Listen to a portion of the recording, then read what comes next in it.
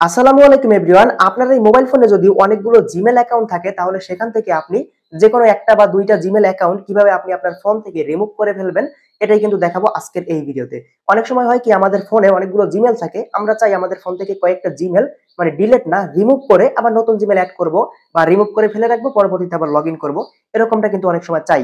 তো আজকের এই ভিডিওতে একদম সঠিক পদ্ধতিতে দেখাবো কিভাবে খুব সহজেই সবাই পারবেন কিভাবে ফোন থেকে জিমেল অ্যাকাউন্ট রিমুভ করে ফেলতে হয়। তো এটা করার জন্য আপনি যে কাজটা করবেন আপনার সেটিং থেকেও ফোনের সেটিং থেকেও করতে পারবেন। তাছাড়া আপনি চাইলে জিমেল অ্যাপটাকে ওপেন করবেন। প্রথমে আপনি জিমেল অ্যাপটা ওপেন করার পরে উপরে এই যে এখানে জিমেলের লোগোটা থাকবে এখানে ক্লিক করে যে জিমেলটা রিমুভ করবেন সেই জিমেলটা এখানে নিয়ে আসবেন। এবার উপরে থ্রি ডটে ক্লিক করবেন। একদম নিচে আসলে দেখতে পারবেন সেটিং নামে একটি অপশন রয়েছে। এটার উপর একটা ক্লিক করে দিবেন। এবারে যে কাজটা করবেন এই পাশে ডান পাশে দেখতে পারবেন উপরে থ্রি ডট রয়েছে। এটার উপর একটা ক্লিক করুন। ম্যানেজ অ্যাকাউন্ট এখানে একটা ক্লিক করুন। এবারে দেখতে পারবেন আপনার ফোনে যতগুলো জিমেল থাকবে সবগুলো এখানে কিন্তু শো করবে। আমার ফোনে ৪ টা জিমেল আছে। আপনার ফোনে আরো থাকতে পারে বা ১ টা ২ টা থাকতে পারে। তো এখন আপনি যে জিমেলটাকে ফোন থেকে রিমুভ করবেন সেই জিমেলটার উপর একটা ক্লিক করে দিবেন।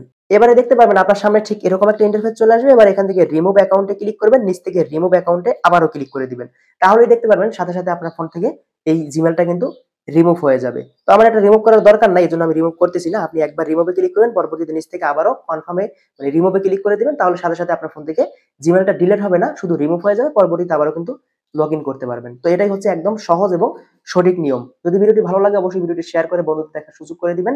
পেজটি ফলো করবেন, চ্যানেল থেকে দেখলে সাবস্ক্রাইব করে সাথে থাকবেন। সবাই ভালো থাকবেন। আল্লাহ হাফেজ।